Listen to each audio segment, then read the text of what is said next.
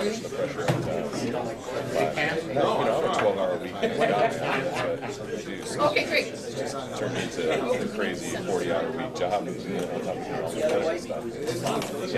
It's exhausting. So, increased by, I have probably an extra 15 meetings a month now. So.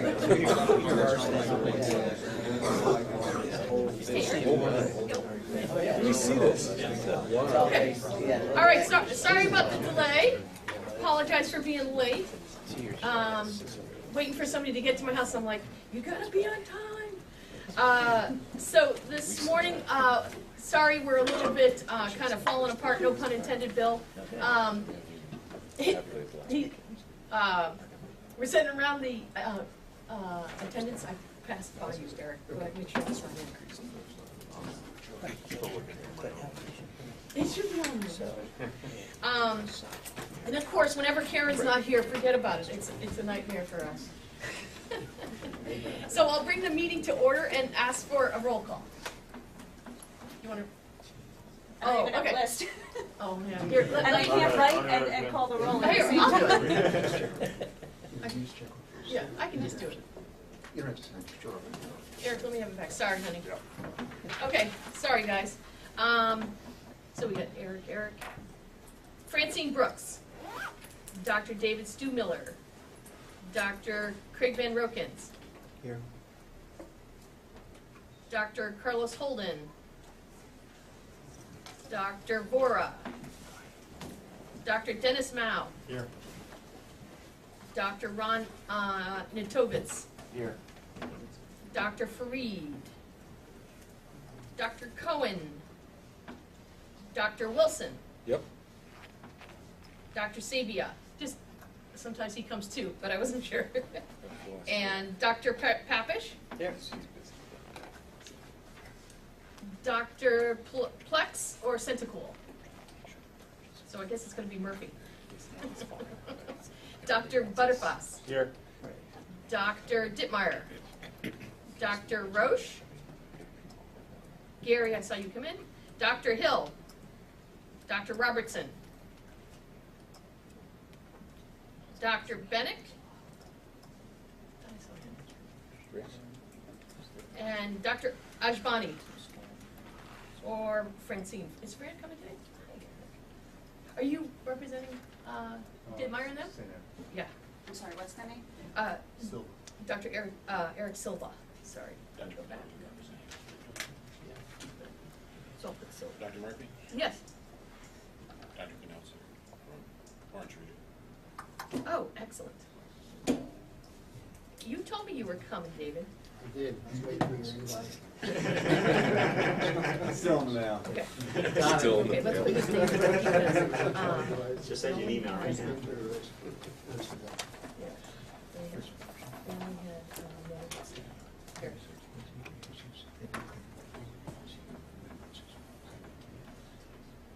Okay, great. There's the list of the names. Okay, first item is to review the minutes from last meeting. And does anyone have any deletions, corrections, substitutions, anything they want to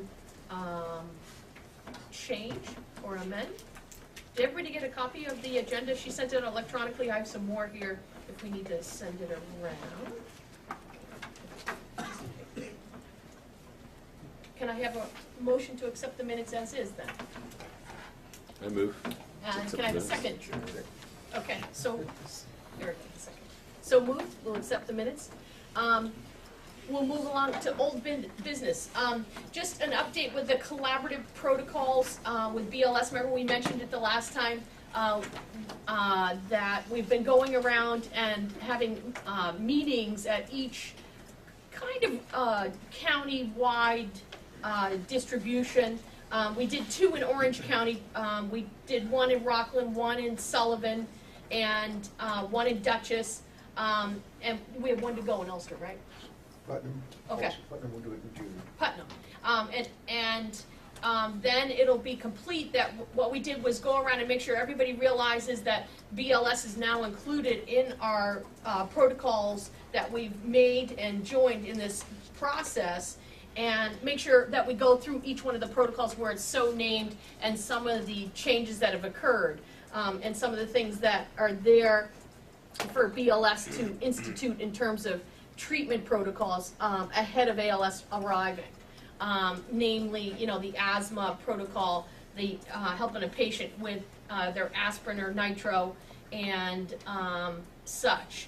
And it's been received well. I think that, we were worried initially that what would be the people's response and the BLS audience, and it was really good. I mean, I have to say, it's all come together very well, and I think that they're finding and realizing more and more that we're all part of the same team. They just happen to be usually the first person on scene, but it's all part of an extension of the hospital, an extension of all of us seated here in our emergency departments, and that we're all in this together. So I think it's worked out well.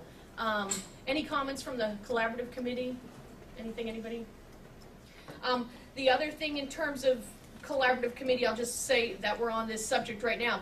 They're looking and asking for people to go on the website and put in any suggestions, any ideas, any thoughts, any modifications, any things you guys see that are in the protocols that you'd like to change, that you'd like to update, that you'd like to modify. They're already doing amazing amount of interpretations and changes, but we'd love to have input. We're going to have another meeting. Oh, Anuja's here. Yeah, he just came in. Okay, Dr. Bora is here too.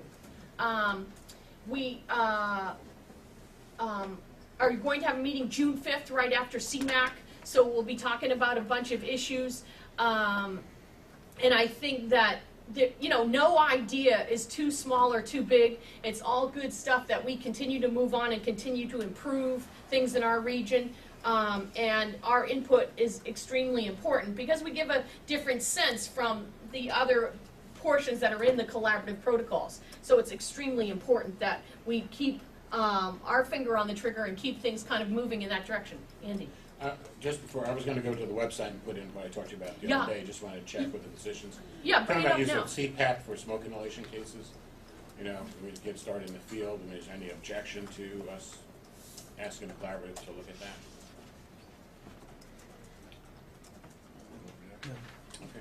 Yeah, I mean, I think one of the things that's important with all of these protocols that we're doing and everything that we've added on is we're moving a lot towards these kind of non-interventional procedures, and there's a lot more we're moving with, with nasal administration, and CPAP has a lot of indications that we could use, and one of the things that they're looking at right now is to, really improve the pediatric side too. A lot of what we spent the last meeting was looking at all the pediatric protocols and revising and making sure they're all up to date. Every single one will have a weight-based administration of medicine, but it'll have a cap.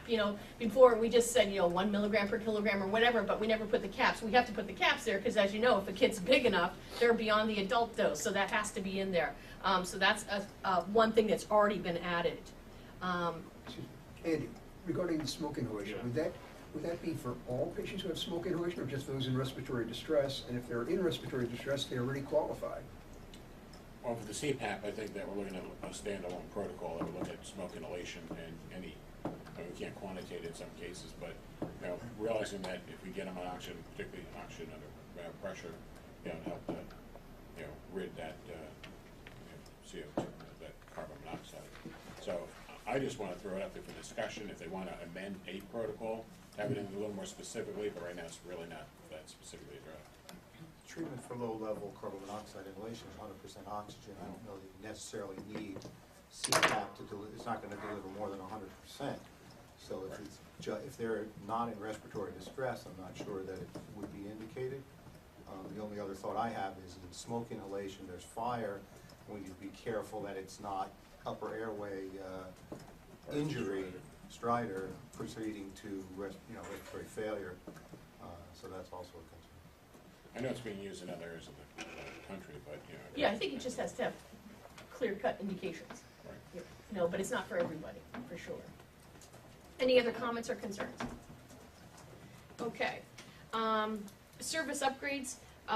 We had New Windsor who took the paperwork? Anybody here today with any kind of more information on that? No, so I guess they haven't brought it to this meeting. They have the paperwork out for, not New Windsor, sorry, Tovac,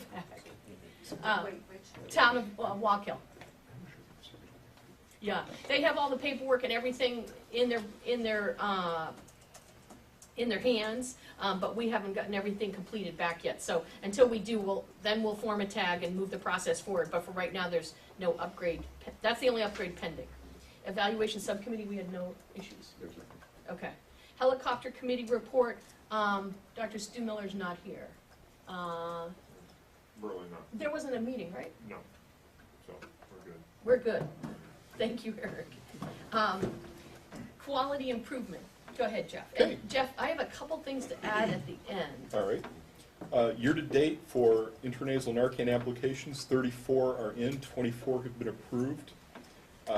With that, there have been 5 documented saves, 3 from Kingston Fire, 2 from Pleasant Valley. PAD applications year-to-date, 6, 5 have been approved. BLS glucometry year-to-date, 13, 11 have been approved. The trauma study progressing well. All data is gathered. Studies being written. We're about 80% complete on that. We did a documentation training on May 12th with the Northern Alliance agencies. Went very well. Website, continuing with updates. The usage for our website is up 41% over 2013. And that's it. 2 things. David, do you want to talk a little bit about the nitrous process? The QI study? Sure, Wait, we do wait. Nitrous oxide, What'd you say, the what study? QI study. Keep your voice up for me, Dave. Do you understand that? No. We did a retrospective study of nitrous oxide use among 4 agencies to be inclusive into the collaborative protocols because it's not there now. It's a 2-year study with Arlington Fire, Shandaken Ambulance, New Windsor VAC, and Ellenville First Aid Rescue Squad. We all sort of knew anecdotally and empirically that it worked, and so now statistically it's proven that it works. There you go.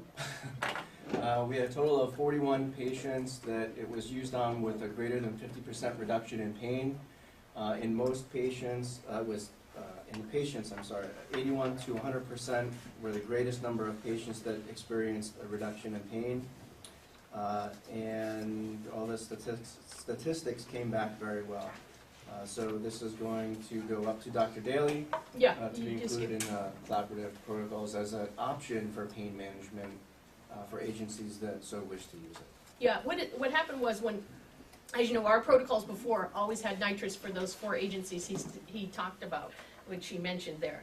And it was not part of the collaborative protocol. No one in their region uses it. So what they asked us to do was come up with information to prove that it works in our agencies and how we've used it, the utilization, what kind of uses we are using it for. One of the agencies especially uses it for long bone injury and such. They work out of the ski facilities.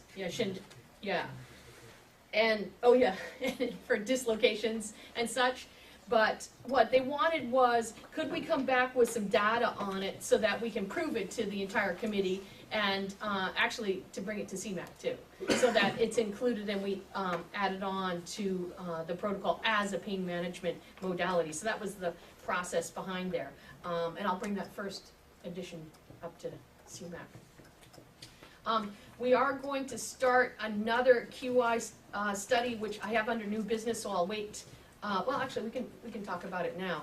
Under new business, you'll see pit stop CPR, and I'm not sure if people are been reading about it, been hearing about it, but it's a high performance CPR mechanism such that when we have people respond to a scene, we have actually like a pit crew respond, a numerous number of people, so that we exercise high performance CPR, meaning it's incredibly consistent, well done. We make sure that people are doing it extremely perfectly, and I swear to God we have a model here, and I'll turn it over to these guys in a second to guide people. And what it does is you rotate compressors so quickly, that's why they call it pit stop CPR. And it only is gonna work where you can have a large number of providers respond. So it's not gonna work for everyone. However, it's shown in other areas of the country to work extremely well and to be very successful with a higher ROSC survival. And so it's an interesting concept. You know, we want to try to keep things going, keep ahead of the kind of the page here. And this was brought forward by Matthew Brennan, and I'd like to turn it over to him and Andy Lamarca right now to speak a little bit about it. Matt, first, Andy? The only thing I would say is, again, as Dr. Murphy pointed out, that Matt Brennan has done. Andy, you gotta start over for me, I'm sorry. What? Put in Sorry. reverse. Yeah, and slow down for me. As always. He's speaking. I think that, no. Go ahead. As Dr. Murphy pointed out, largely this is due to Matt Brennan's diligence here. He is our critical care coordinator and one of our QI coordinators. And he has done the research on this pit stop, CPR as you want to call it, or high performance CPR, HB CPR.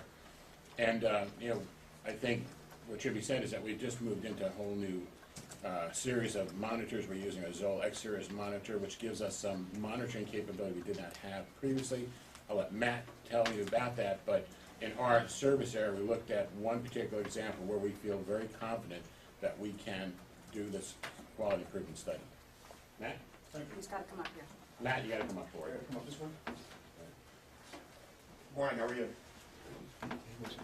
We're actually looking to develop this protocol and looking for some guidance from REMAC to actually get this up and off the ground. What we're looking to do, obviously, is improve our ROSC numbers for sudden cardiac arrest victims. The focus group that we decided to go with this is actually the town of Ulster, up in Ulster County. The reason for that is our ROSC numbers currently are not terrific. Running the numbers from last year, we're at about 9% versus 42% in the city of Kingston.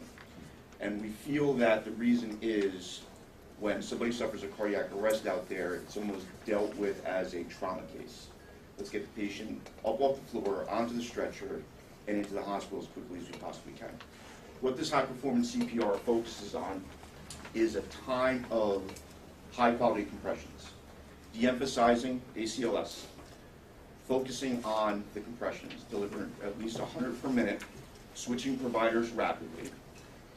Actually, Andy brought up the new monitoring devices we have. We went with Zoll X-Series monitors, where we can actually do a calculation of the quality of CPR being done.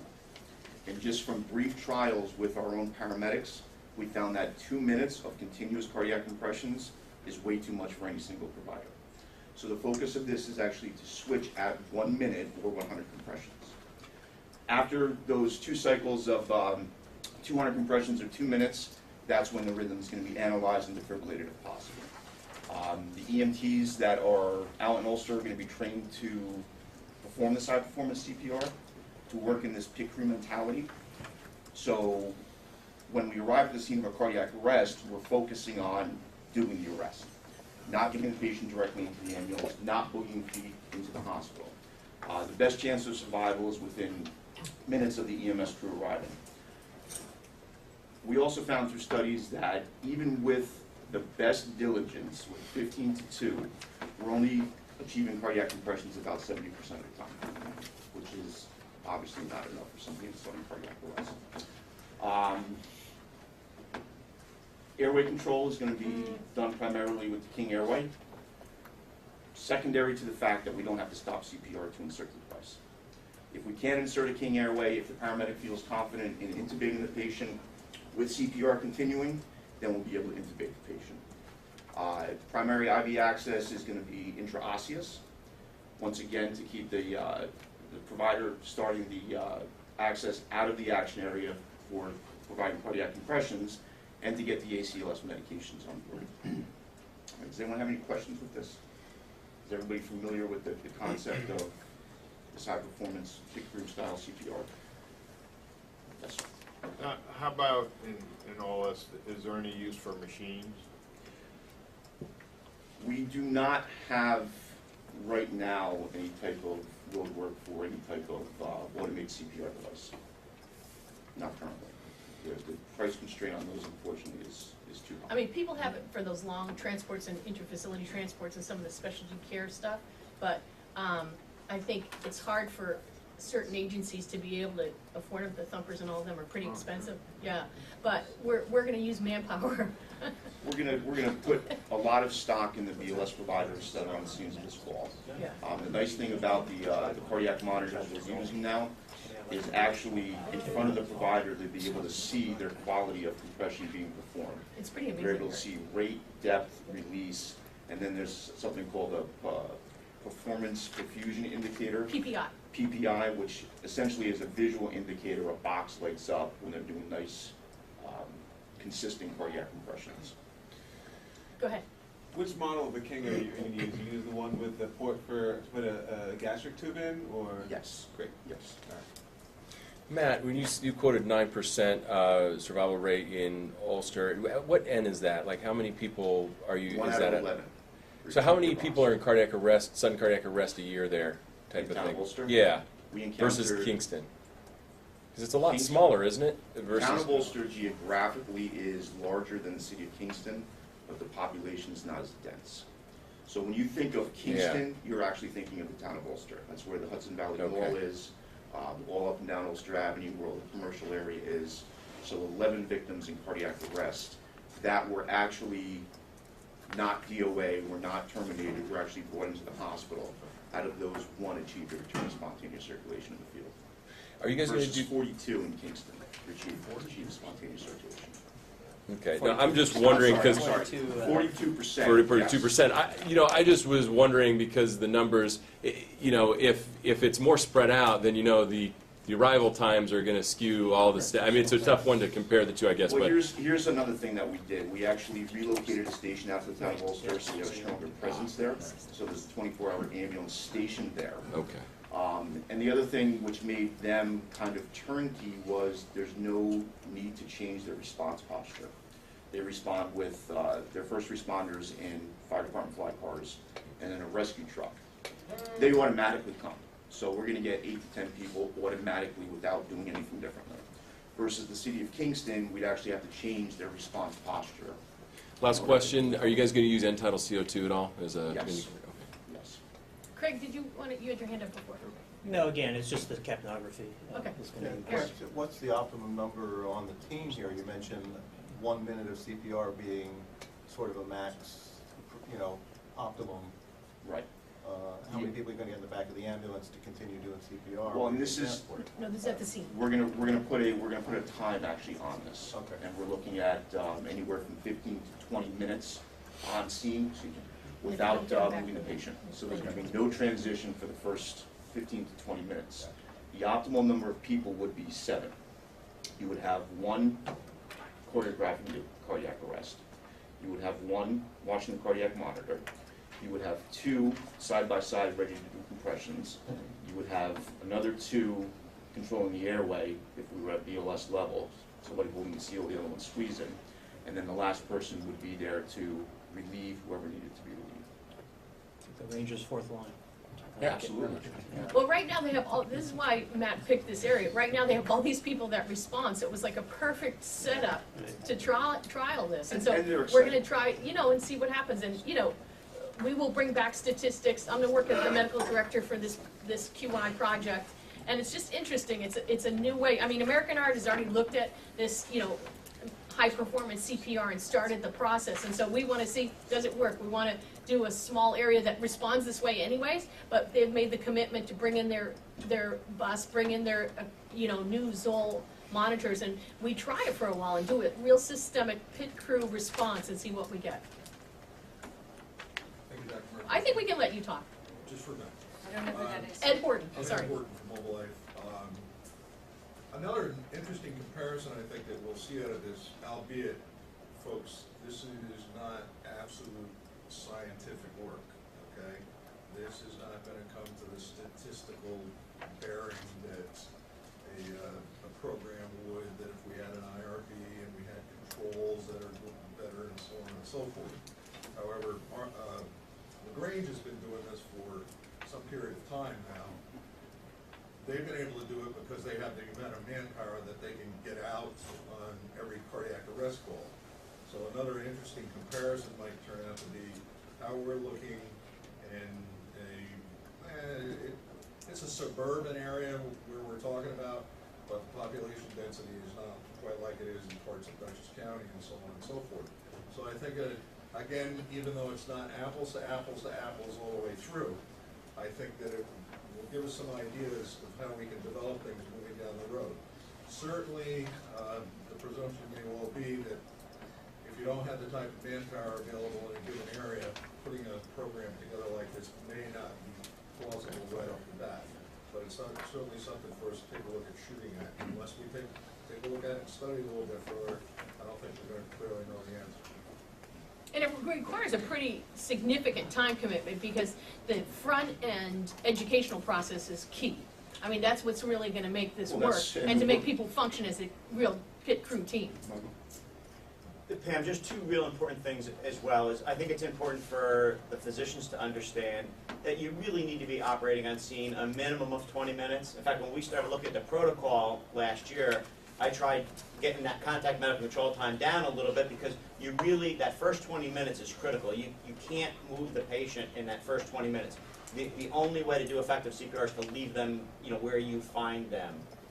The second thing, little different than that we've been doing is we're trying to set more paramedics on the scene, and we've had positive results getting 2 or 3 paramedics working simultaneous ALS procedures at the same time.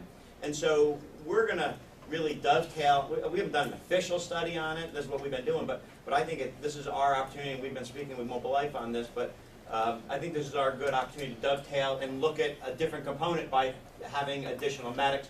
I've also spoken to Dave to see maybe if we even do an Arlington-LaGrange team approach to increase the study area and making sure that we get 2 or 3 paramedics on each one. We've had outstanding results with this, and I hope, we certainly have supported Mobile Life in this program because we're really giving people an opportunity to be resuscitated that haven't been resuscitated in the past. And and the capnography plays a significant role in this, especially at the 20-minute mark.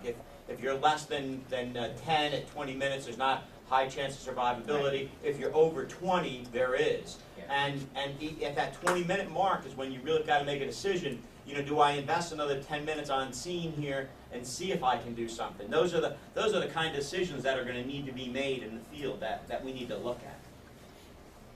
And Dr. Murphy, you are correct. It's going to require a lot of training. Yeah, it really is.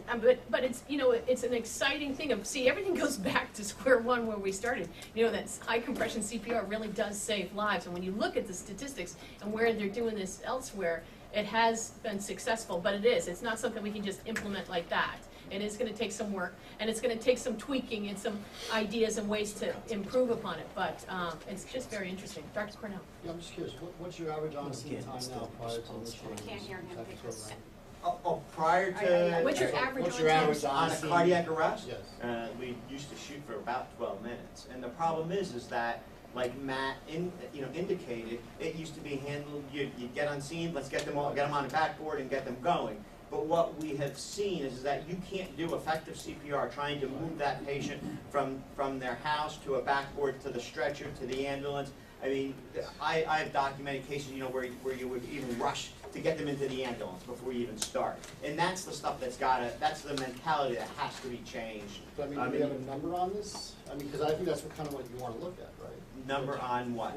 You're starting a program, so what's your average on-scene time now during a cardiac arrest now prior to the program? Now you're going to extend that to 20 or 25 minutes? Yeah, prior to, again, we were 12 minutes or less. I agree with Mike. It's same as our agency. It's loading and getting off the scene. Oh yeah, we can come up with that number, and also he has all the numbers of ROS now that they have, so we'll be comparing apples to apples, hopefully.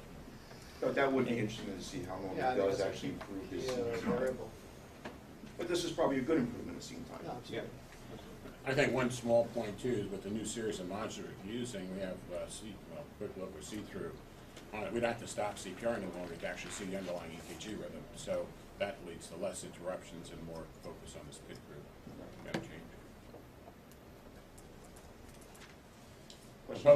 Proposals for 2-year study, by the way. Okay. Eric? did you- Yeah, what's the on-scene time,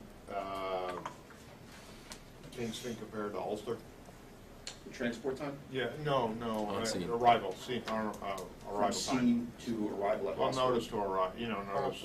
Dispatch to arrival. yeah. Dispatch to arrival. Dispatch to Dispatch our on response scene. time. Yeah, response time, yeah. Well, our response time is only going to improve because we moved that station out there. So we have a station in the middle of the town of Ulster. Currently, we shoot for a 8-minute, 59-second response time from the time of dispatch to the time we're actually on patient scene. Historically, we're on scene in the town of Ulster anywhere from 6 to 7 minutes after dispatch. And the city of Kingston will drop down to about 5 or 6 minutes. Ulster Fire comes out. Ulster Fire is usually on the scene within 3 to 4 minutes. My question, and I really have to- Andrea, speak up for me. Oh, Andrea Downs, is, because the areas that you're talking about have pretty quick responses to the hospital from where your patient is likely to be located versus the area that I work in, and I'm wondering if we take into account that, we still have potentially 25 or 30 minutes in the back of the ambulance going to the hospital. Right, and I think that's kind of the crux of this whole thing is within that first 15 minutes, you're gonna know, like Mike said, whether you're gonna achieve a ROSC. We all know that it's next to impossible to perform effective, high-quality CPR in the back of a moving ambulance, with the exception of an automated device, which I don't think many agencies are in a position to purchase. With the bouncing intrinsically of the ambulance, you're not able to effectively perform that cardiac arrest. So that's why staying on the scene for this extended period of time is the goal. And then if it takes 15 minutes to transport to the hospital, you continue what you can continue. Andrea, good point, but that's the whole nidus behind why we thought about this actually, is because we're finding, and when you look at other areas, we don't have the data here, but where this all came from is they found that with these long transport times, by working on, kind of like the golden hour in trauma, is working on these people who have full known cardiac arrest right at the scene and giving them that 15 to 20 minutes of high quality CPR. Can we get more ROSC? And they've shown it in other areas that it's true. So that's the point of, we're gonna start here and see, does it work for us? Is it something we can modify and bring to our area? Is it something that will help out regions where you are, where the transport is long? But if you have ROSC back, you can now safely transport, you can give medications that'll hopefully maintain a good rhythm, monitor their airway and bring them in with a pulse and a blood pressure hopefully when you get there versus, transporting a person and losing that first golden 25 minutes that we could work on them. And that's why the change of kind of our philosophy and looking at it for full-blown cardiac arrest. The other thing is we're gonna have a lot of exclusions, both on the back end side of it as to who fits into the study, who did not fit into the study, and also on the scene. This is primarily gonna be for sudden cardiac arrest victims, presumed cardiac, not presumed respiratory, who would need more of an airway oxygenation support. And then the paramedics gonna have to make that determination on the scene. And you're looking at just witnessed? No. We're looking at not just witness, but presumed cardiac So arrest. it's gonna be, you gotta differentiate the two when you compare. Correct. And a lot of that's gonna be the history, taking the interview on the scene and deciding what we're gonna do. Just on the references, one of the first references there is from the Resuscitation Academy. It's from the what, Andy? Resuscitation Academy. And if you go to that link that we provided, you'll find that it's broken down into different aspects of the pit crew mentality or approach, and all of those have individual references, so if you want more information, that's a good place to start. Any other thoughts or questions? Okay. Just one more. I'm sorry, I lied. I thought I was done. Real quick, Matt, are you guys the numbers that are you just going to collect how many ROSCs you guys get, or are you going to follow like how many had neurodeficits after 3 months or anything? Well, that's more of the global is really helping. Great, we get a spontaneous return to circulation, but are these people functional after? That's kind of where the disconnect has always existed. It's hard for them to get the data. How do we get that data? It's us guys that need to help them only with if that. our Yeah, well, I was eyes gonna say, Yeah. all right. Yeah, it's us But guys that need help. we're going to try to follow these patients through as far as because the goal of this is to provide is to perform a resuscitation with somebody who is better return to it.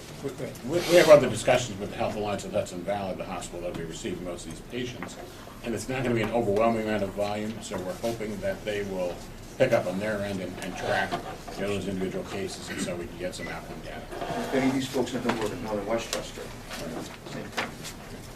I'm sorry, Northern Dutchess, same thing. Try to follow them. All right, thank you for your time. Any other questions, concerns, comments? Thanks, Matt. Thank you. Can somebody spell REST for me? I don't know what you're saying. Is it Oh, an acronym? return of spontaneous circulation, ROSC. Yeah, it is an acronym. Great, thanks. Sure. Under new business, the protocol committee got together and went over and have put out now the process for MFI for all agencies who wish to apply for it. Turn over. Yeah, we met about 3 weeks ago, and the main purpose or, well, the main focus of our discussion at that time was how to broaden the expanse of who's going to be learning how to do MFI and who's going to be certified to train it, to do it, certified to apply it as well as to assist. Anybody who's trained can assist in MFI. Only those who are certified after testing can actually use MFI. And we're recognizing that we want to apply this more widely throughout the EMS community in the Hudson Valley region, that there's a very select group of agencies that are doing MFI, but their impact can be expanded if we have more people who are trained to assist them. Because our new protocols from the collaboratives require two trained personnel there. One of those trained has to also be certified. So in the interest of expanding our abilities, I'd ask Ed Horton to explain what the new training systems will be and how they will be provided to the community.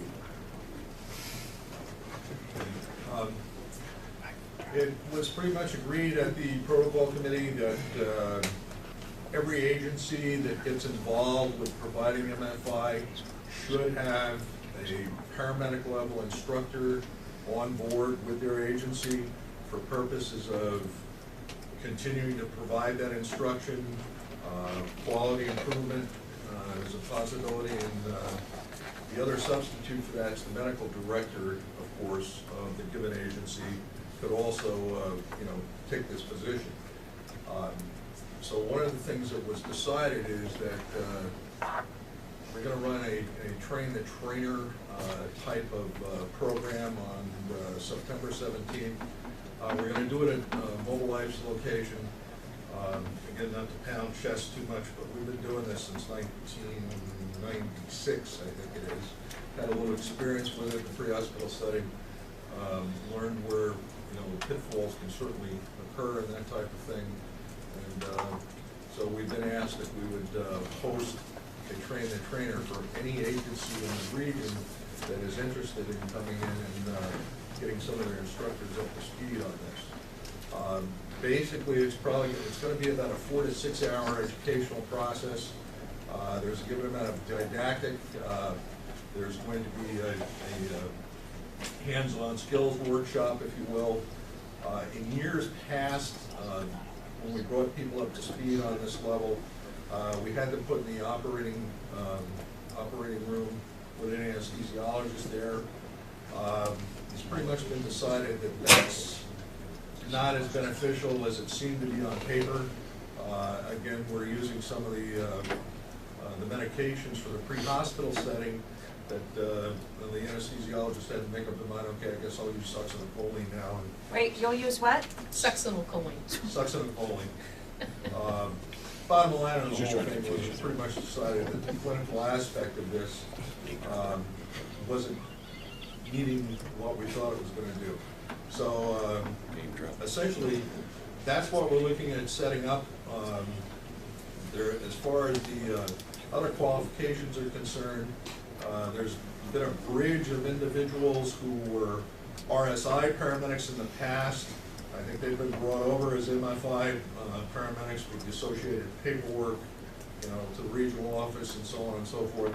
This is the program I'm talking about on the 17th of September, is to begin moving forward so agencies now can bring their personnel up to speed as they and their medical directors feel is necessary for them to meet the qualifications to provide the the MFI service. And I think what I want to emphasize, what Ed started to say there is, as the medical director of these agencies, you will be responsible to say who you feel, in coordination with your, either your training personnel or your executive people in your agencies, to decide what providers would be capable of and good for this program. So that's where this should be funneled through. The paperwork is on the website.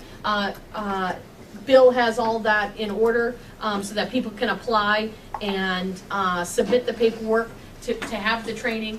And like he said, our agencies have been bridged. I think Blooming Grove and New Windsor were not using it in between as of this point. However, hopefully that'll be settled now with the assistance of Mobile Life and such.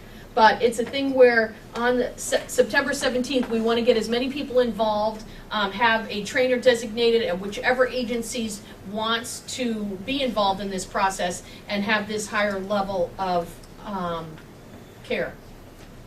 Andy?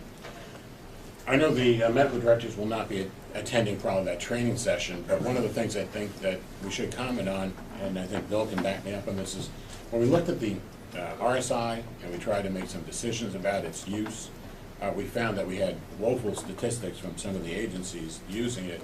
So for the medical directors in the room, if an agency is going to come in, just really reinforce with them that we need to track this, and we need to have reliable numbers, because we did not have that with some of the RSI. We want to break that mold and start fresh here. I don't think it was done that much outside of you guys, to be honest with you. When you look at It the was done receiving some other hospital. agencies, but we couldn't get data from them. Yeah. So that's Yeah. the problem. But the process is now kind of solidified. It's really a nice, neat packet with a PowerPoint presentation with the whole educational process, a testing process, and the whole mechanism for which it should be monitored and cared for going forward. You want to talk about me? Yeah, please, thank you. In follow-up to what Jeff presented, when he started to discuss nasal naloxone, back in December of 2013, the health department approved nasal naloxone for BLS, and as I think you said, 41 agencies have now adopted that as part of their protocols for BLS. We've got 34. 34.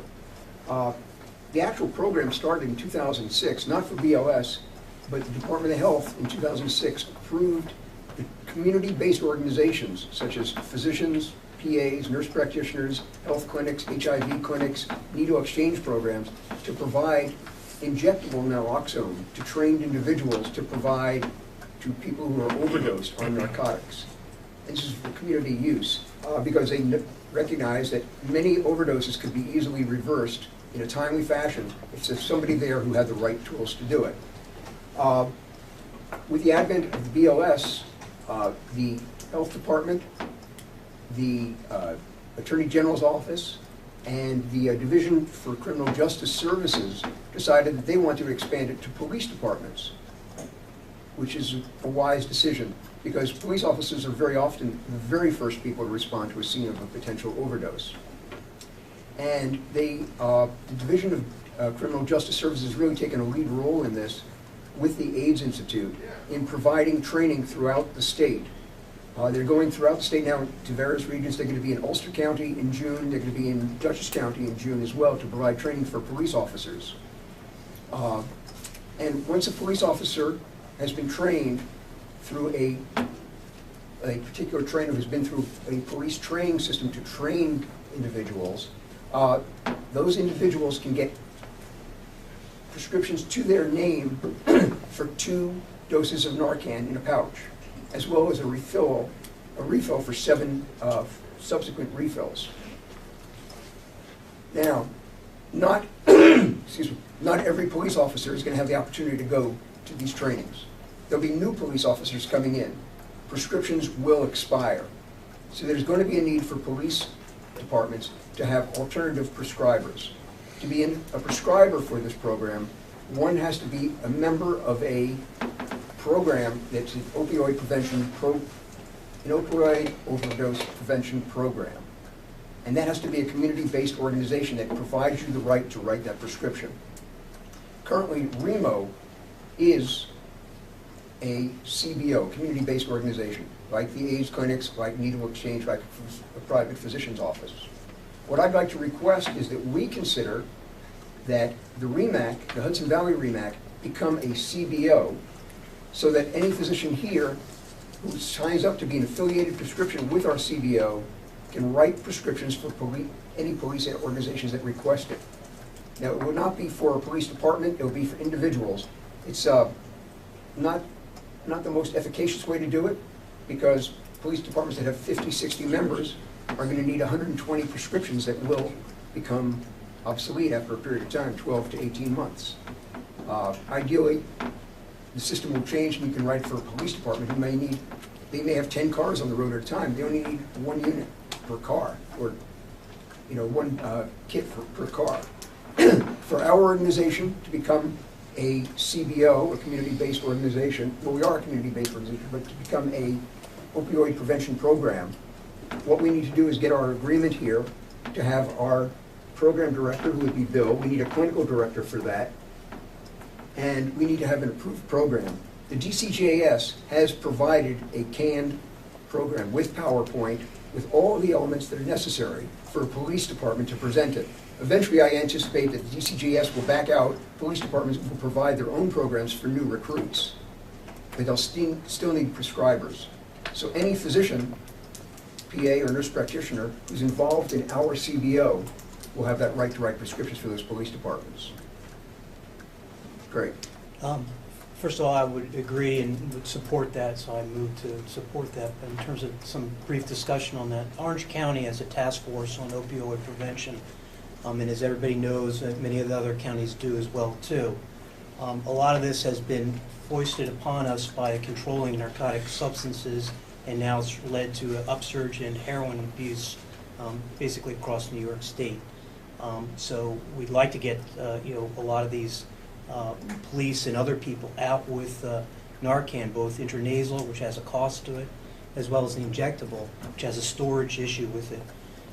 I agree that the way that this is put about is another unfunded mandate by the state. It creates ridiculous obstacles to actually implementing or saving lives. It's unfortunate because it would be just as simple to write a prescription, any one of us, to a police department. If we've met with them and seen their program, agree that it's sound and tight, and there is basically a PowerPoint presentation, it's not that hard. We're doing it with other injectables as well too. But the hurdles are really ridiculous, and I would like it to go on record that they create a lot of hurdles again for the physicians. So again, I support that we become a CBO and allow any of the physicians here to write for that, understanding that it is a valuable program. To tag on to that, right now, as I said, when they do the training program, police officers each get 2 units of a nasal Narcan with an atomizer and an ampujet to put in there, and instruction how they have to do hands-on. The DCGAS does have a supply of nasal Narcan to provide for free at the initial kits, but they're running severely low, so it's not unlikely that other people will have to prescribe for it. And I'm not sure how long their system will continue, how long they'll have funding, so it may fall to the actual communities that want to do it to have their own prescribers. Murph? It's Mike Murphy from Rockland. Yeah, just from an experience quotient, we've been opioid overdose prevention program. Mike, you gotta keep your voice up for me, the air is running up here. Rockland Paramedics has been an opioid overdose prevention program for a couple of months now. We had a lot of growing pains with that, so we had some experience. We have trained 90 police officers in the town of Clarkstown Police Department, and they deployed their Narcan as of a few weeks ago. The training is very simple. The pushback from the police officers is non-existent. In fact, we got more pushback years ago teaching them the AED than we did. Teaching them what? AED than we did with the Narcan. It's very simplistic. The presentation is easy. The hands-on is easy. The deployment is easy. We have prepackaged with instructions 2 doses of Narcan, and we found that the best place to put it is in the AED, because the AED comes in and out of the car each tour, and it's also checked each tour, and they also bring it in on every medical case. That sounds realistic. So we've had that experience. I had to start another police agency tomorrow. By the end of the summer, I'll probably have all the police departments in the county of Rockland certified in carrying Narcan. So it's a very good program. I think Dr. Stunt's idea is excellent. Thank you. Yeah, I can just say from Orange County, doing pre-hospital analysis from our trauma program, we've looked at some data with Mobile Life and identified quite a number of overdoses, mostly in and around Newburgh. So if you're going to kind of target various police departments, we would suggest that you target the high-density area and get them certified first, because almost all your overdoses are happening in and around specific areas. The Newburgh police are, they're scheduled at some point soon. As an aside, the person who notifies the police department and the victim will not be prosecuted if they're found to have narcotics, providing they have no outstanding warrants, providing they're not carrying undue amounts as if they were for sale. Andy? Have you heard any movement from the Department of Education for this to be utilized in the school systems as far as school nurses? I mean, we had this discussion with 2 hospitals about trying to work with the school systems to get this in place, at least with their nursing, with their nurses. But I was just wondering if you heard anything from the state level. Don't know anything about that. Murph, do you in Rockland? No. It's a good point, though. It might be a worthwhile. I mean, they have a huge project with family members of known addicts. So we all, we looked at the data and kind of put in the zip code for the school and found out a lot of these overdoses occur within 5 blocks of the school district. Wondering if there's an indication of, gateway drugs to other drugs peddling and how they happen. It might be coincidental, or it might be real data, we're not sure. Well, it's so cheap now, that's the biggest thing. Right, That's extremely why. cheap. I mean, if you look at opioid overdoses along with heroin overdoses compared to motor vehicle accidents, it's exceeded motor vehicle accident deaths. It's really a national problem. This is a program started in over 23 states now, I think. On 16, 17, 23 states, and recent presentation by the Department of Health, Thomas Frieden has a nice PowerPoint slide presentation on it online if you've seen. Okay. Well, just if anybody's interested, I can forward them the PowerPoint from the GCJS to see what's being taught to the police officers. Do you want to make a motion on it and vote on it? So, this motion's been. I'll second that motion. Second? All those in favor? So it's unanimous. So we will start the paperwork under Eric's direction to become an opioid, a CBO for opioid prevention. Very good. Bill just took another hit. It's okay. All right. There is no CMAC report because the meeting's June 5th. PAD proposals, I have no proposals here to move forward. I have a few notifications under open forum. Lee Burns sent us a notification that it's official that St. Francis Hospital and Health Centers has made the transition to Mid-Hudson Regional Hospital of Westchester Medical Center. Throughout the transition period, they want all communications to maintain with the agencies, informing of them of this transition, and everything's gone smoothly and moved forward, and good luck to the new institution and such, and we wish everybody well.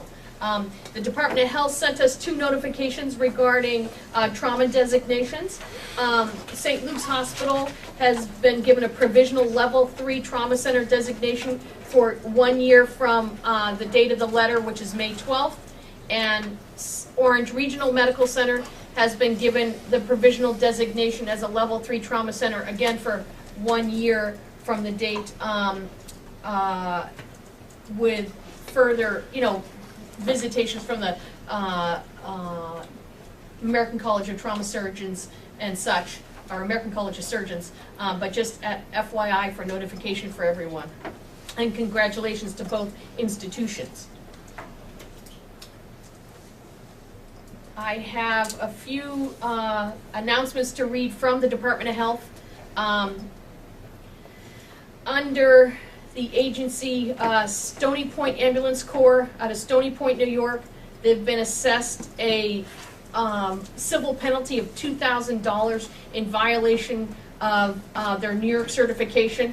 The agency code is 4324. Please be advised that Victor Carr out of Eaton, New York, has been suspended through November 30th of 2014 for violations of Part 800. Randu Allah out of Bayshore, New York, has been suspended for 1 year effective February 24th and assessed a civil penalty of $2,000 for violations of Part 800. Nicholas Barbu out of Dix Hills, New York, has been, his certification has been revoked as of May 2nd of this year for violations to Part 800.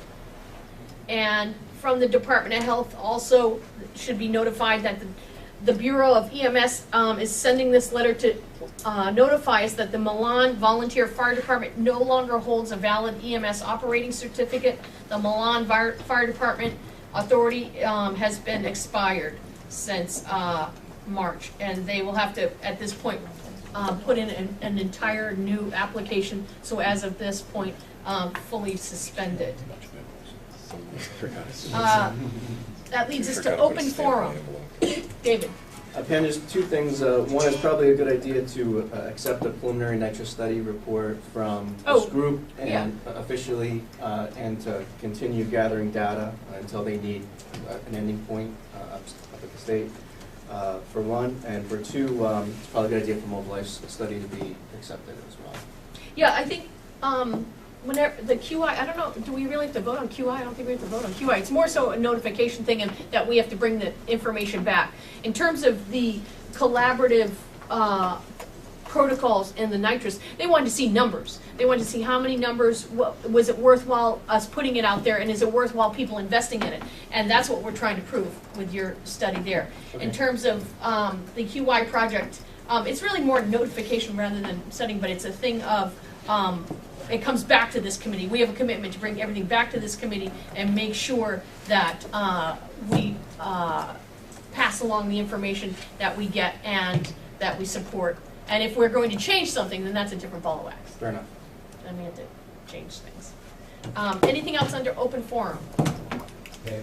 Anush. For stroke notifications, just a question. You got to speak up for me, Dr. Bohan. Okay. For stroke notifications, are any EDs going from call for a potential TPA candidate to CT? Is anyone doing that right now? We are. You guys are doing it? Yeah. Is EMS giving you specifics like, you know, time last known well on the phone, or is it just based upon them giving you certain symptoms? No, I mean they have to give us, you know, something positive from the Cincinnati and the time less than 8 hours, just because we have endovascular as well. But I mean, if they just call in and say, hey, I'm bringing in a stroke, you know, and that's click. You know, I mean, I guess if everyone's sitting around twiddling their thumbs, they'll probably try to do it. But I mean, you know, there's a lot of resources that you have to use to make it work. Because you know, the ER doctor. Because one of the things is that you have to have an ER doctor see them. Because you know, you don't want a patient to go into respiratory arrest on the table. So someone has to make sure the airway's okay, and you have to, you know, make sure you have a nurse and a tech and a stretcher ready for when they're off the scanner.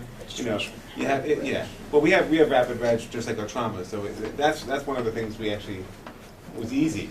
I think would be a trouble for everyone else, but it's a lot of resources. So, but the agencies, you know, have responded very favorable to our program, and a lot of them are saying that they really like the fact that, you know, we're treating stroke like an emergency. So there's a lot of secondary gain that you get out of the process that really it's a big benefit.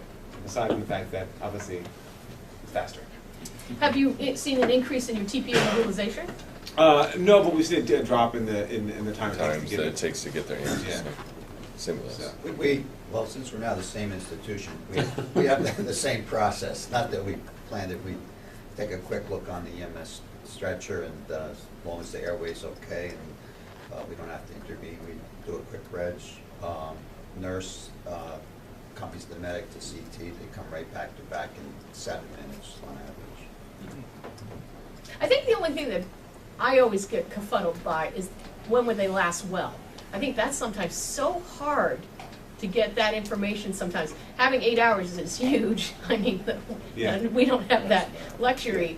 But, you know, even to get, you know, somebody to pin them down to, you know, when did their symptoms start? It drives me crazy sometimes. I mean, I guess I'm interested in, and I wish Rose was here, our stroke coordinator, she was trying to make it, is if you have all of your ducks in a row with the last known well time, and this is a, you know, no gross contraindications, notifying it as a stroke alert, where we can, and we do the quick reg also, eyeball them in pod 1, which they'll put a book. Yeah, we could pop them into CT. I mean, I don't think it's that, you know, if your time to CT is so much faster, I mean, I think that would be great. And then you don't stick them in a room and have everybody jumping on and doing everything. You do the CT very first, so you would know.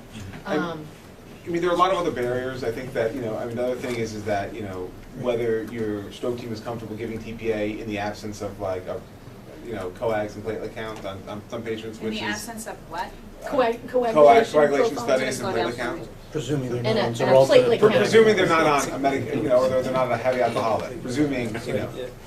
So, but there's a lot of things that can be done to really move the process to make it faster. The AHA has a program called Target Stroke, and there are 11 recommendations, and they're all really good recommendations that really improve the process. Right, and again, we are all operating under this ridiculous door to 45-minute read for any stroke if it's coded out on a ICD-9 or 10.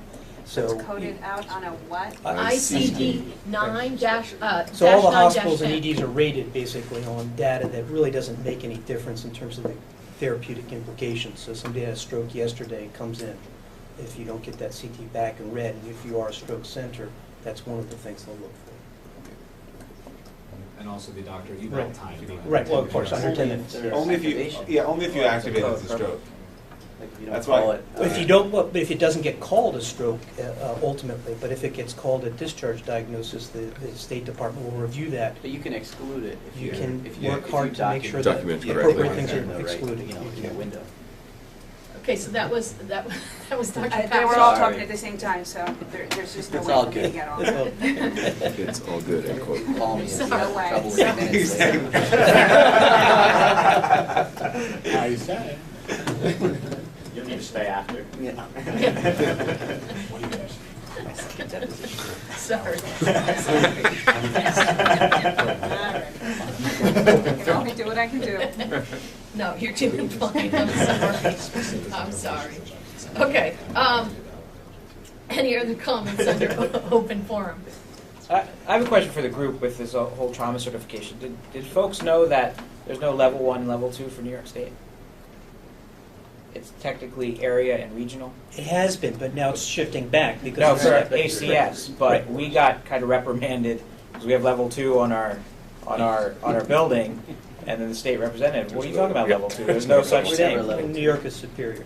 It's just area and region. I was just curious if people knew about that or not, because are we the only people that didn't know about it? You guys were level 1 for years and years and years, right? Previously, like all the hospitals have been using this designation. New York State designated level 1, level 2, but New York State is saying that there never was an actual level 1. They never made any kind of So that'd be something to take number. back to staff. TCS, isn't it? No, so prior, it's been New York State.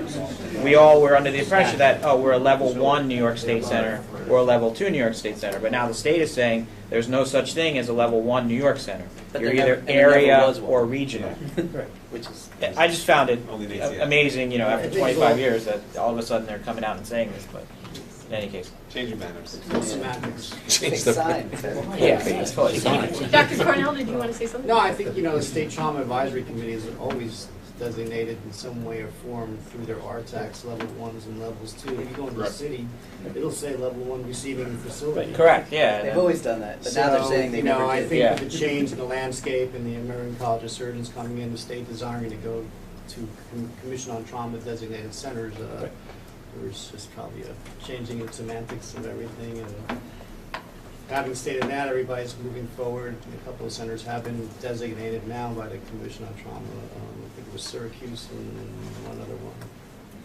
as level ones, and the rest of us are going either consultation visits or already had consultation visits and are proceeding to designated site visits. We're at level 5. That's off the record. See you next time. Okay. Anything else under open forum? Eric? So I was just wondering if people have gotten any kind of pushback, feedback about the protocol changes.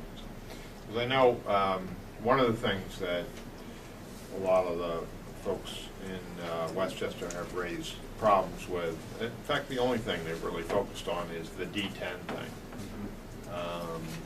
Just so, I don't know, I just want to put that out there, just because it takes a long time to infuse, that just means more on-scene time, you know, and the one thing is for us also is we have a shorter transport time, so, anyway, I'm just throwing it out there. Oh, I'll revisit it. I'll put it on the agenda. Just put it on mine. Because I've had medics complain to me also. Yeah. Or anything else? Is anyone else? That's the biggest thing. That's the big thing. I hear that nonstop. Yeah. You know, especially like these 4 or 5 story walk-ups that that otherwise the patient would have been able to walk themselves maybe, and now because they have D10 infusing, you're carrying down your patient who's 300 pounds.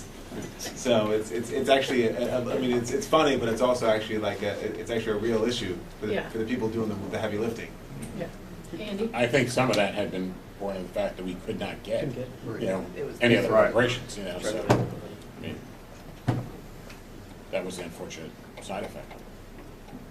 Well, I'll make sure I But in the protocol, it revisit says to minimize error. But we really also, when you start to look at supply. No, well, that's why the option would be a nice consideration. This way, you don't have to go back, oh, there's no D50, wow, what do we do?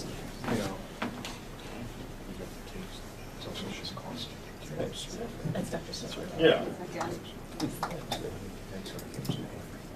Okay, any other comments, concerns? Thank you, everybody, for your participation. This is how we get things done. This is how we move things forward, get the word out there, and make sure we're all on the same page. I appreciate everybody's time and coming. I try to make them clean, neat, and to the punch. And thank you. Motion to adjourn? And second?